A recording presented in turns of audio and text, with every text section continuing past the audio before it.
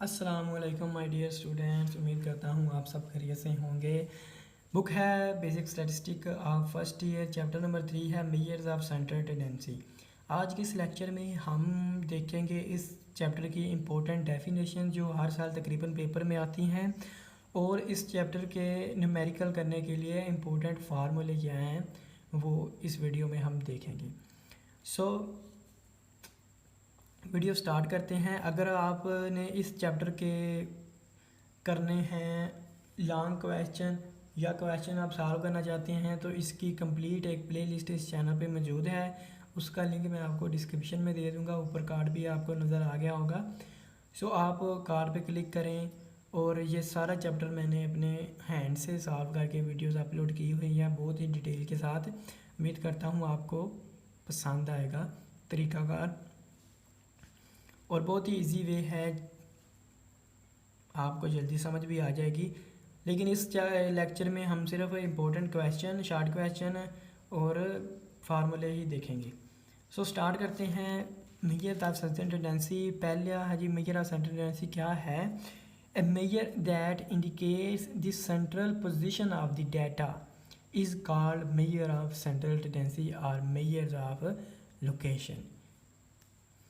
आगे एवरेज क्या है? A central value that represent the whole data is called average. Types of average, the commonly use type of average arithmetic mean, geometric mean, harmonic mean, median and mode. आगे आता है जी qualities of a good average. It should be easy to calculate and simple to understand. It should be defined by mathematical formula. It should be based upon all the observation of data. It should be capable of further mathematical treatment. It should not be affected by extreme values. ये इसकी जी qualities हैं। और आगे हम देखते हैं जी arithmetic mean क्या होता है। Arithmetic mean is defined as the sum of all the observation divided by the total number of observation. आगे ये फार्मूले हैं जी अर्थमेटिक मीन फाइंड करने के लिए। अगर ग्रुप डाटा हो तो ये वाले, अगर अनग्रुप डाटा हो तो ये वाले। ये डायरेक्ट मेथड है, ये शॉर्टकट मेथड है, और ये स्टेप डेविएशन और कोडिंग मेथड है। ये जब आप न्यूमेरिकल करेंगे, क्वेश्चन करेंगे, वहाँ यूज़ होंगे, फिर आपको अच्छे समझ आ जाएगी। आगे देखते हैं जी mathematical properties of arithmetic mean. Arithmetic mean of a constant is constant itself. Sum of deviation of values from their mean is zero, यानी summation x minus x bar is equal to 0. Sum of square of deviation of values from their mean is minimum.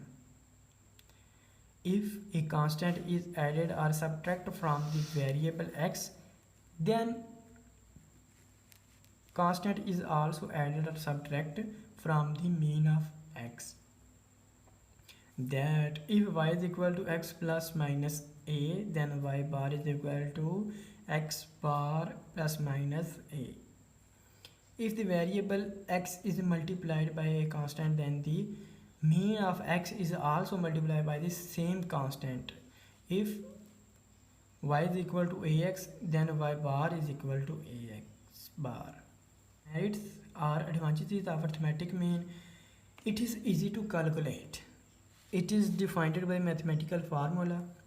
It is based upon all the values of data. It can be used for almost every kind of data.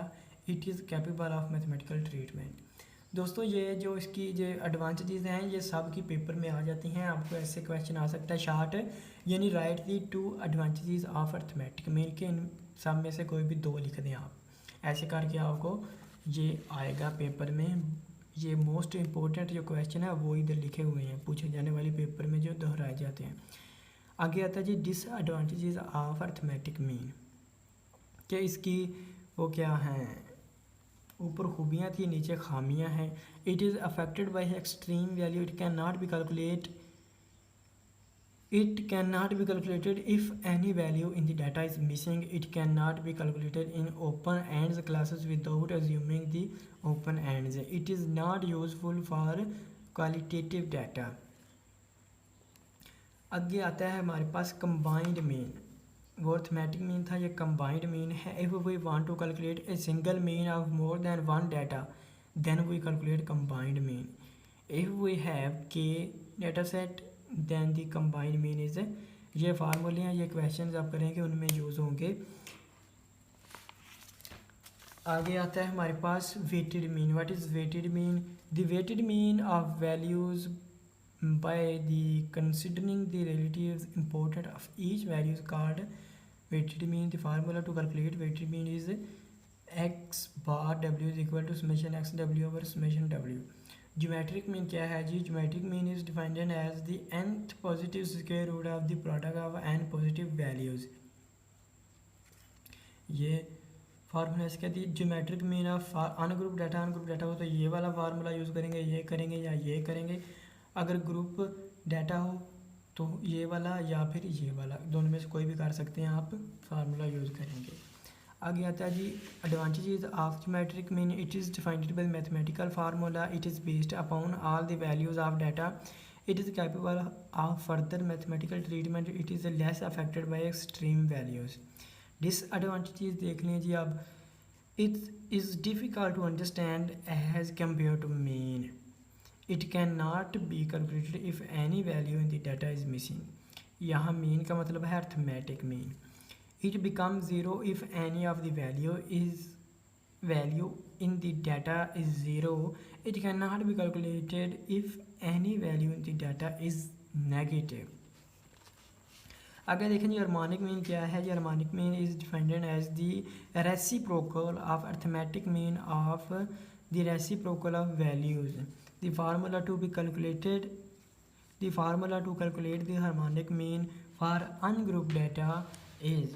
ungrouped data का formula देख लें, फिर उसके बाद group data का देखते हैं. ये अनग्रुप्ड डाटा का है और ये ग्रुप्ड डाटा का फार्मूला है. एडवांटेजेस अब इसकी देख लें. It is based upon all the values of data. It is capable of mathematical treatment. It does not give much weight to large values. Disadvantages of harmonic mean. It is not easy to calculate as compared to arithmetic mean. It cannot be calculated if any value in the data is missing.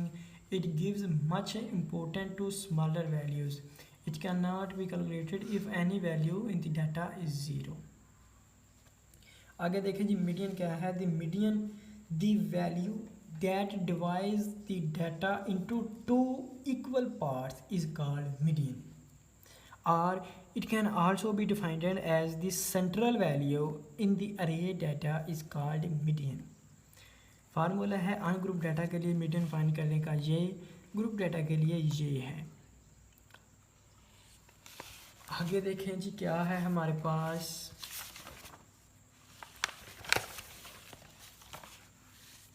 Advantages of median. It is easy to calculate. It is simple to understand. It is not affected by extreme values.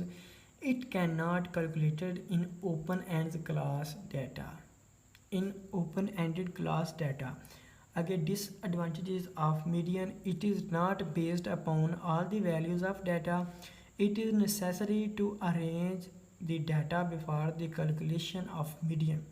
It is not capable of further mathematical treatment. It is necessary to convert the class limits into class boundaries in group data before the calculation of median. Mod क्या है जी? The most repeated value in the data is called mod. The formula to calculate the mod for grouped data के लिए ये formula है. और आगे देखें जी advantages of mode. It is easy to calculate. It is quick to calculate. It is not affected by extreme value. It is not necessary to arrange the data before the calculation. It can be calculated in open ended classes. It is suitable in case of qualitative data. Disadvantages क्या हैं जी? It is not defined by mathematical formula. It is not based upon all the values of the data.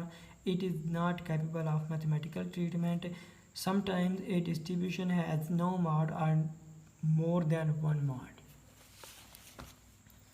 आगे हमारे पास आता है जी quartile. What is quartile? The values that divide the data into 4 equal parts are called quartile. Q1 is first quartile or lower quartile. Q2 is equal to second quartile. Q3 third quartile or upper quartile. ये ungrouped data के लिए formula है quartile find करने का. ये grouped data के लिए है फार्मूले. उसके बाद देखें जी डी सेल क्या है? The value that divide the data into 10 equal parts are called D sales.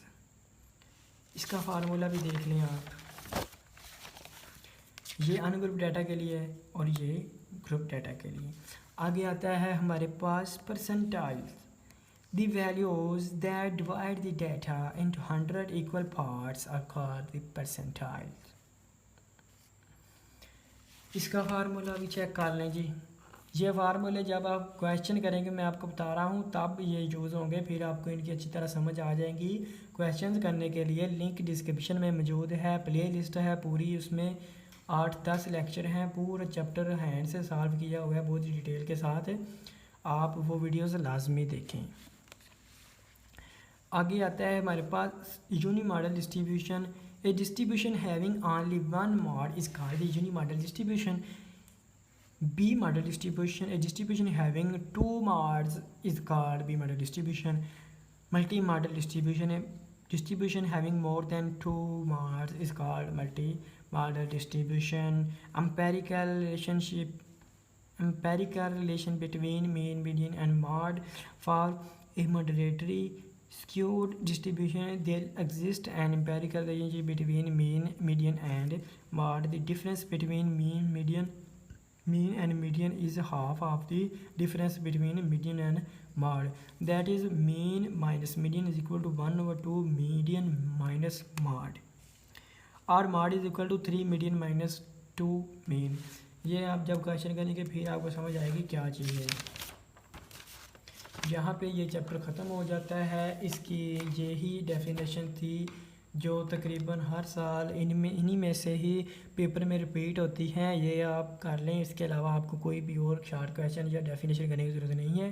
साथ वो लॉन्ग क्वेश्चन कर लें तो आपका चैप्टर नंबर 3 में से काफ़ी सारा पेपर सॉल्व हो जाएगा. तकरीबन 10-15 नंबरों का पेपर आपका सॉल्व हो जाएगा. तो मिलेंगे नेक्स्ट वीडियो में. लेकिन आपसे गुजारिश है कि इस वीडियो को लाइक करें और अपने दोस्तों को भी इसके बारे में आगाह करें, उनसे वीडियो शेयर करें, चैनल को सब्सक्राइब कर दें. खुदा हाफिज़. अपना ख्याल रखिएगा, तो हमें याद रखिएगा.